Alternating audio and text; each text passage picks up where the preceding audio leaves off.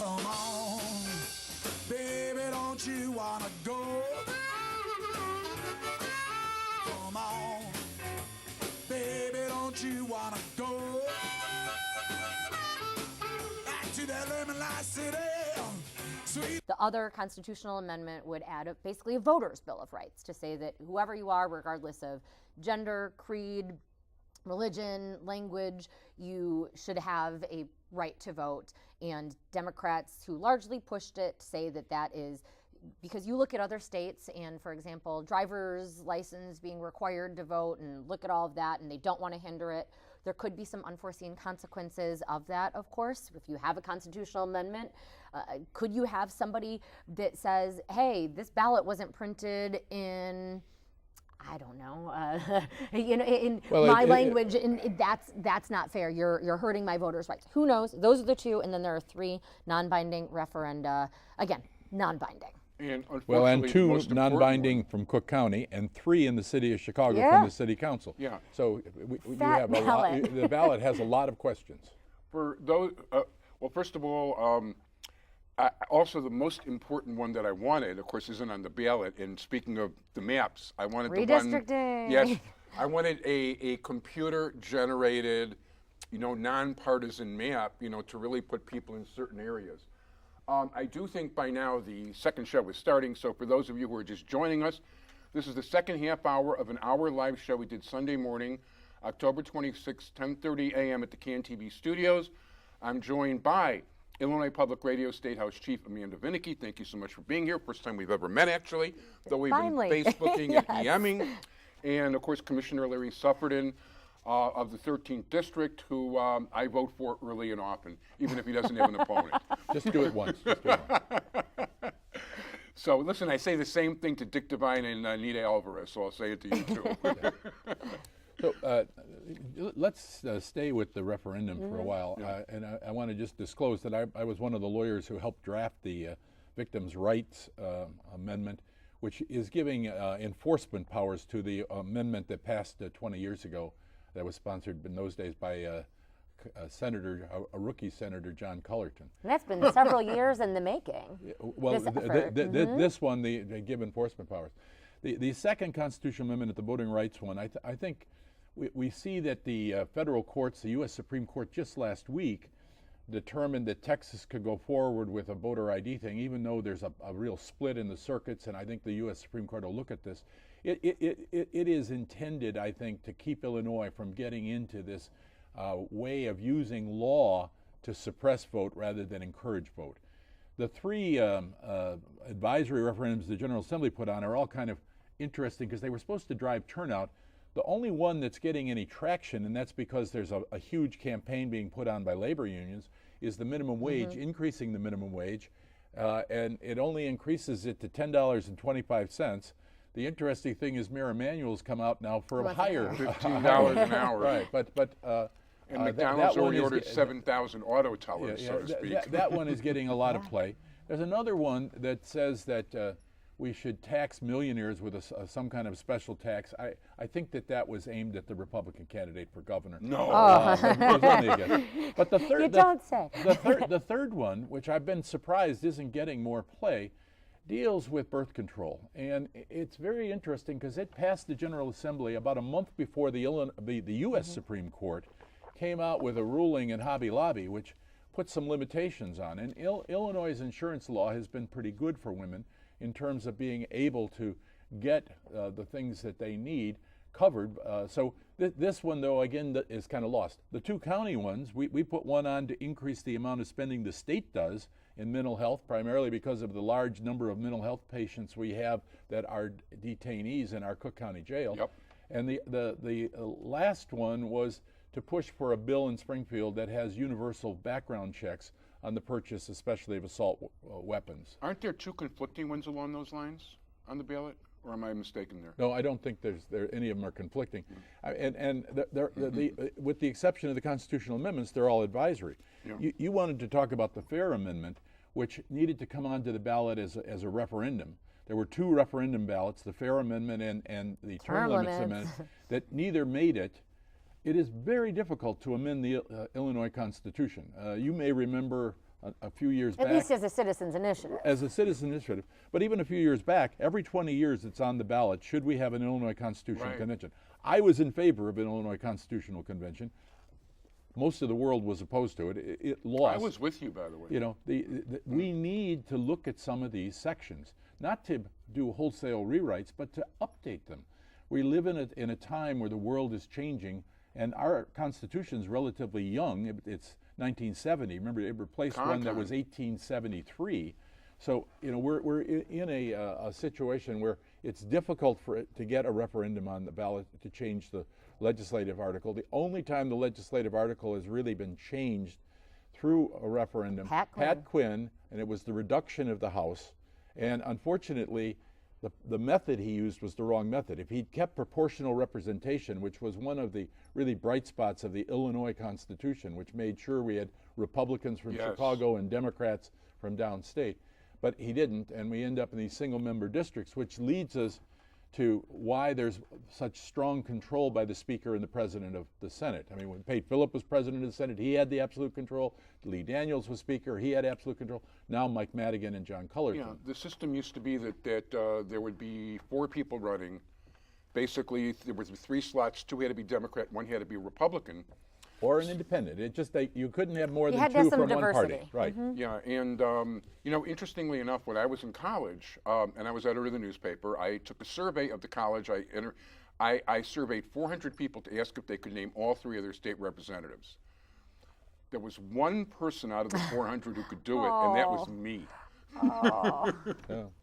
Well, now with single-member districts, what's happened is the control of their campaigns and things are much more centralized into the 4 leaders.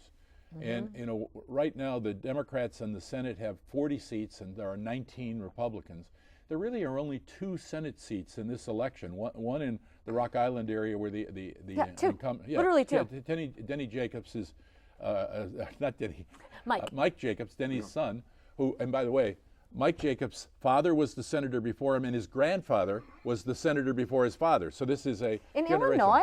In Weird. Illinois, yeah, that's right. But that race is it looks like it's a little tight.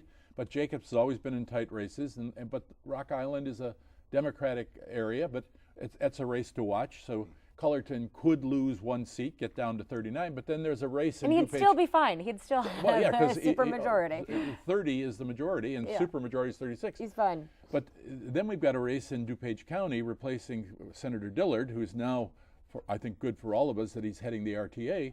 But there's an incumbent senator now appointed to replace Dillard when he left in September, named Chris Nybo, who had been in the House and is in a tight race, and that could go either way.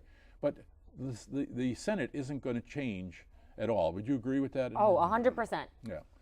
On the House side, the Speaker has 71. He has the bare minimum to have the 3/5, okay? And I would not be surprised if that doesn't change at all. Yeah. I mean, it may. You can waver a little bit, and 1 race could change the dynamic because it is that bare minimum of 71. And that's one of the goals for, again, if Bruce Rauner were to potentially become the governor, he doesn't want to have to deal with 2 Democratic supermajorities of the General Assembly. So a race here and there could perhaps mean a very significant change in the House, or maybe not, because it's not as if you've seen that Democratic supermajority come together and really hold tight. Didn't help Pat Quinn at all, as we mentioned, to pass his income tax. So his big plan that he keeps on talking about, I think he's going to be hard-pressed to get that through if he is elected. Right now, you've had so many of these candidates knocking door to door and promising that they won't vote for an income tax, either increase or extension, however you want to consider that. So that 71, I mean, it may flip. There are several, a dozen or so races in contention. Right. There's a dozen races that are somewhat competitive. But again, I think you go back to the map. And just to give an example, Mike Bost, who has been the state rep for a long time from Southern Illinois, is running for Congress. So his is an open seat. The Democrats thought they had a great chance to win this, but the map is drawn for a Republican. And they basically pulled out of that race about 2.5 weeks ago. There was hope that they could take, I think, Tom Cross's seat which is Kendall County and Will County. They're not but getting again, any traction. it's a map. There's no traction. So what's going to come down to is I think that most of these races will come down to the map. Now, there can always be one or two people. There's a fellow named Mike Smitty from out in the Rock Island area who won in a Republican district 2 years ago. President Obama was doing very well in that district. Mike Smitty was a popular educator, local person. But you know, that's a competitive race. There's some in Lake County. I mentioned Lake County earlier. Lake County is really a battleground. Sam Yingling is in a tight race. We had Mrs. Osmond give up her seat and her replacement, Giselle, is that her name? I'm going to butcher it, but yeah, yes. It's similar to that. It was appointed, and so there's about 3 races up there. Carol Sinti, who's a state rep, is in a tight race. And I think, again, they'll all be fine, though. I really in do. the end, the map will win out. That's the what map I've will always win, told and you. they're incumbents. Yeah. But there are some. I mean, if you have in another race, just to look at where could things could potentially change, some money being put into Champaign-Urbana, and Carol Ammons, and she's against Republican Kristen Williamson. Again, the map is drawn to Democrats' advantage, however. I think that could be a tough one to actually change. Representative Clunan might actually be in some trouble. That could be an area where, though Madigan's looking, I think his two areas for real losses in would be DuPage County, which again was kind of one of the shockers the last time around, but it's a competitive race. that and the Smitty race. I think those are, for me, probably the 2 to watch on election night. So it's not going to change that much. I think if Bronner does become governor, he'd like to see Mike Madigan not have enough Democrats to override a gubernatorial veto. But, you know, only time will tell.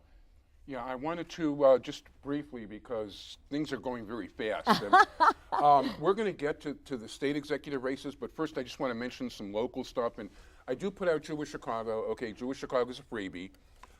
It's available everywhere from the South Loop all the way into Lake County, out to the western suburbs. Basically, Jewish-oriented locations. If they're selling bagels, it's likely there. If there's corned beef, it's likely there.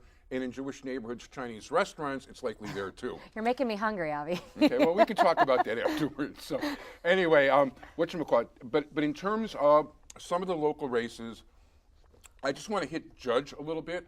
In the 12th district, in the 12th Judicial Subcircuit, which is the northern end of Cook County, is one of only 2 contested races on the ballot, period.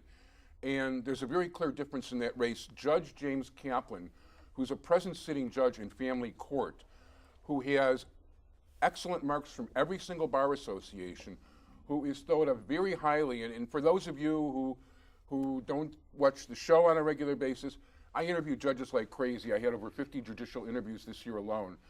Other judges think the world of Judge Kaplan. They really look at him as a hero. He's in family court. He has some very creative solutions. They don't always work, but he tries to get families to get to know each other, to work together. I mean, if you were to listen to him, you know, like off the air and all that, talk about the heartbreaking stuff that he sees on a regular basis, and you saw how much he cared to try to make things work. He's a Democrat in the 12th Subcircuit. His opponent, whose name I have trouble pronouncing, but it's okay, 10 of the 11 bar associations gave him a major thumbs down for not qualified. So this is a very clear race.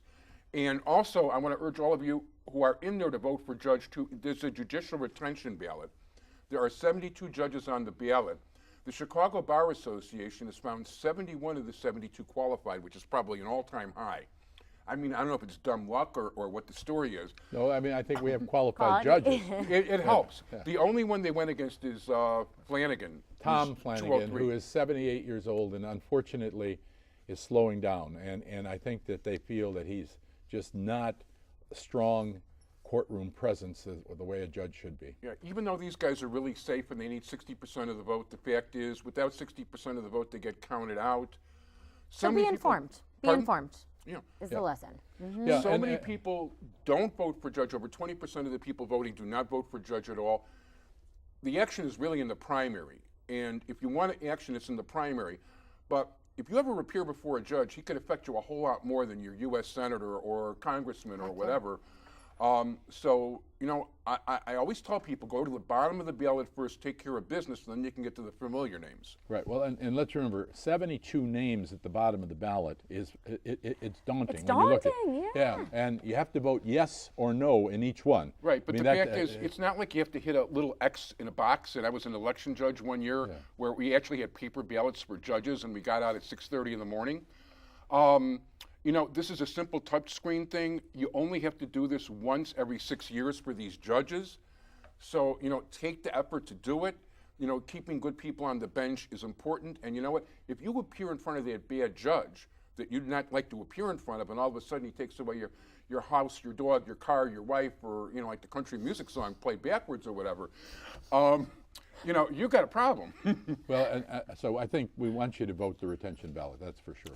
No, absolutely. And in terms of you know, 2 state representative races, I just want to talk about real quick, because one of them is more in my area. You've got 2 really good people with very different ideologies, in Laura Fine, the incumbent Democrat, and Kathy Miles, who's the Republican.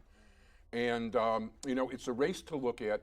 They're both really good people. They're both very excellent individuals. It's a question of, you know, like, take a look at the philosophy, see where you stand along those lines. And also, one of the people that I've been supporting heavily is Greg Bedell, even though he's going to have a rough time against John D'Amico. And the reason is because of the eminent domain plan by Northeastern University, right near the WTTW studios, by the way, who has plenty of vacant space on campus, to eminent domain for private development, Bryn Mawr and Foster Avenue, from Bernard to Central Park, throughout businesses that have been successful for over 60 years and a number of the neighbors.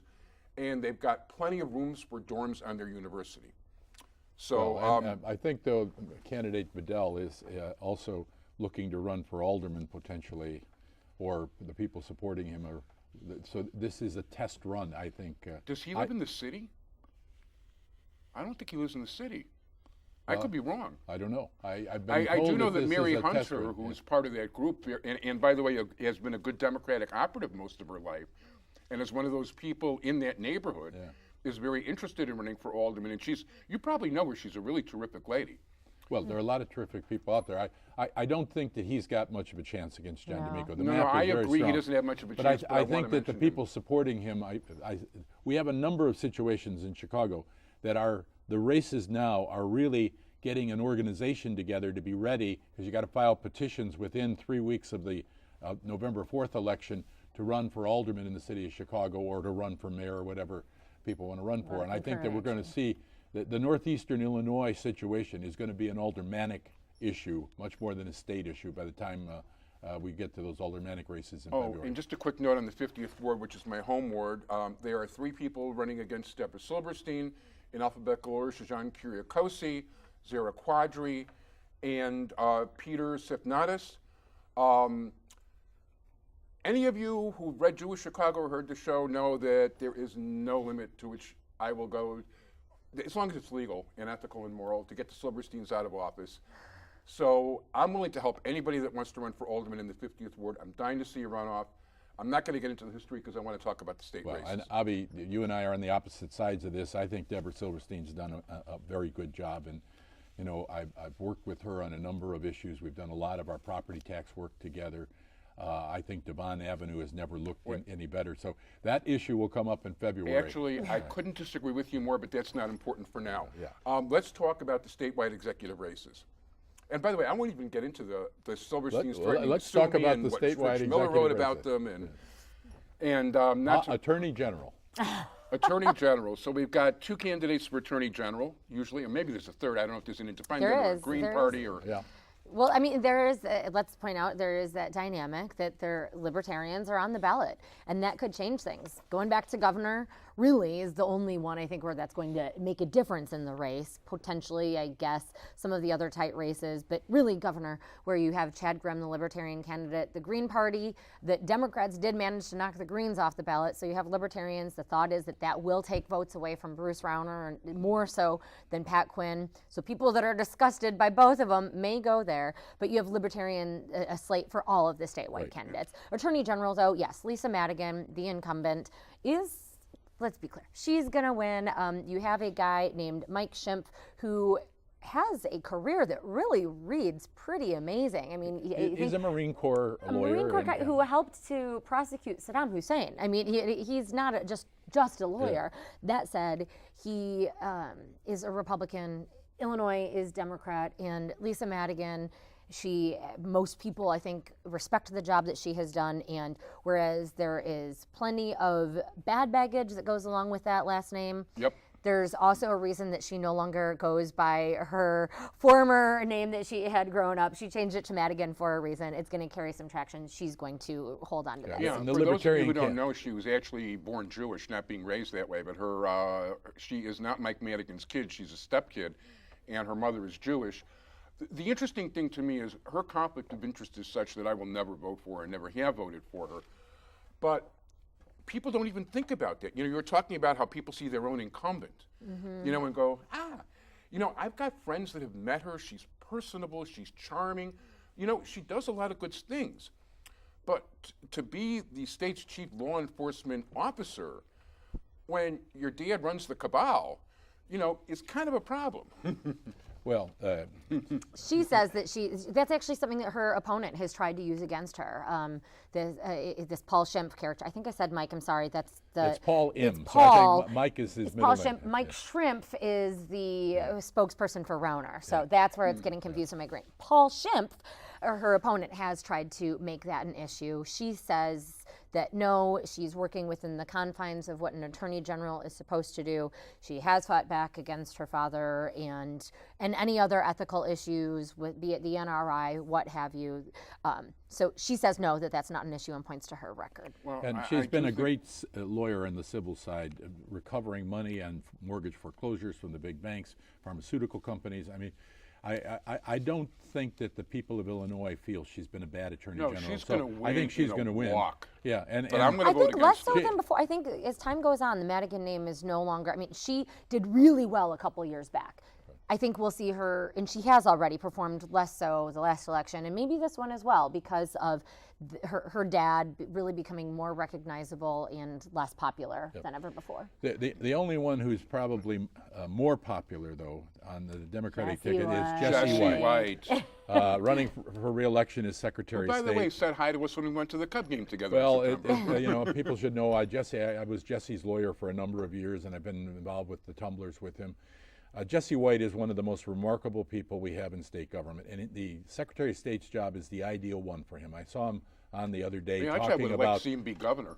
Talking about young kids learning to drive and keeping from having distracted driving. I mean, I think Jesse will win well. There's a Republican, Michael Webster, and there's a Libertarian. He hasn't made as much of a race. No. I mean, this Paul Schimpf guy, an attorney general, he's had press conferences, he's been out there. Mike Webster has not done as much of that. But Jesse will lead the ticket. Go to a ball game and get cheered. Yeah. Everybody, and I got to tell you, I had Jesse White over about 2 or 3 weeks ago. The Republicans who were there were gushing over him. Yeah, he's like beloved. He's a big star, and he is. And the waiting lines have decreased, you know, in the state of Illinois. I mean, I remember when I'd go to Elston Avenue, it'd be 4.5, 5 hours to get my license. Okay, now you can go to an express thing and be in and out in 15 minutes. Yeah. Well, Jesse's done a good job on customer service. Great Had job Jesse on customer been the center service. fielder for the Cubs in '69, we would have won the pennant that year. He was probably our best outfielder at that time in our minor league system. But Jesse, as a teacher, as a politician, state rep, he's just been excellent. It's not just the customer service. You take a look at the people. You know, one of the things I get to see when I do the show is I get to see people's posses. And I get to deal with who they're dealing with. Good way to judge things, actually. Amanda and I do not have posses. We're here by ourselves. I noticed. The fact of the matter is that Jesse's people are so competent, it's disgusting. I mean, it's not. In any of these races, whoever's elected, unlike that's key. any other government office, when you call up there, you're actually getting people that know what they're talking about. Before we run out of time, though, we got 2 other constitutional offices. Oh, and by the way, hi, Dave Drucker, who's really been very helpful for me with.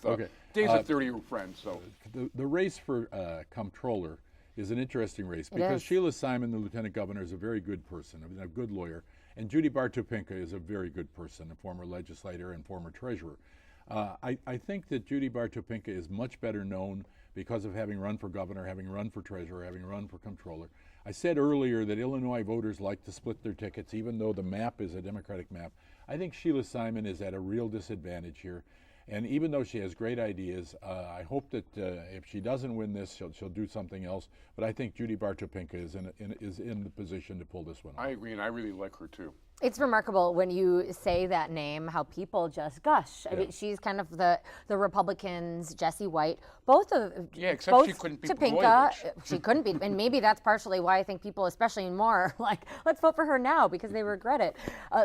I would expect that this may be her last time on the ballot, potentially, and Jesse White has said the same. So I think when we get past this election, another show can be, who is in the lineup here going forward, the future of either of these parties. Topinka will win, and I'll point out, I think for this, and I presume we'll hit treasurer next, just how difficult it is for any of these other races because the governor's race is sucking the air off the ballot. You also have a U.S. Senate race that's getting kind of that next tier of attention, although Dick Durbin's probably going to pull that one out. Just how difficult it is to gain any sort of momentum, traction, newspaper space, broadcast time for any of these other ballots. Right. Yeah, it's been largely ignored, but you know what? Because Durbin is a clear winner. And I think deservedly so. Oberweis has not had enough traction. But let's go, because we're about 2 minutes One now, last so race is the treasurer's race. It's Mike Frericks versus Tom Cross. There is a libertarian in there, Mike Skopek. But I think that this is a very tight race. These are both accomplished legislators. Tom has a little bit more time in service and had been one of the four leaders, Tom Cross. I think that this one, the polling shows that they're 1 or 2 points apart. As Amanda just said, it's very difficult when you're lower down. They all have TV ads they're running. Both have TV ads they're running this weekend, but they're sandwiched between all of the Quinn and Ronner ads and all the congressional ads.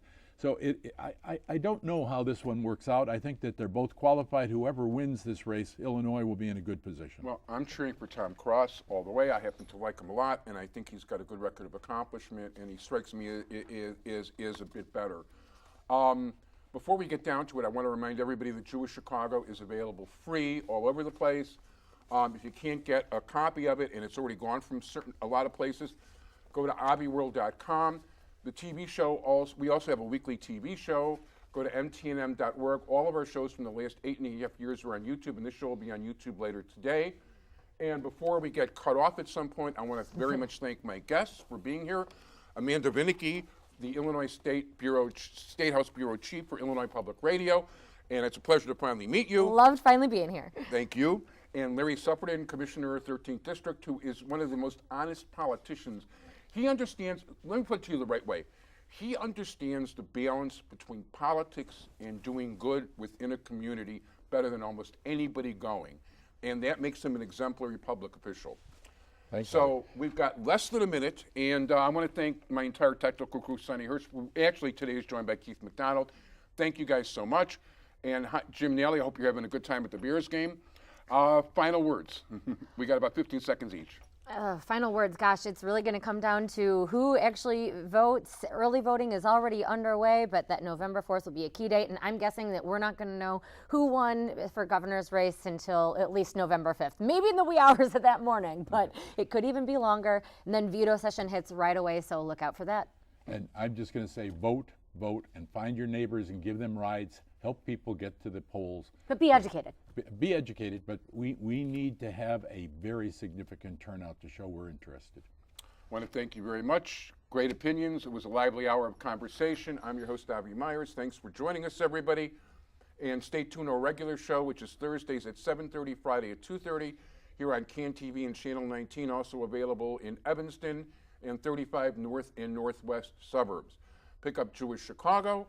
And, I hope you'll stick with us. And aren't you guys going to roll the credits? Isn't it time already?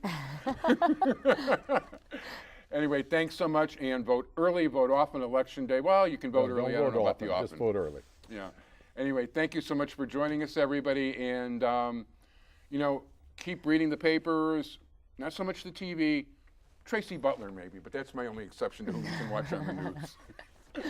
So anyway, thank you, everybody. And, You know what's interesting? I'll add, I think Jim Oberweis came out he said that he would support a federal law for same-sex marriage, which is really interesting. I mean, this is the guy that got Pat Brady basically unseated as Republican Party chair, that collected many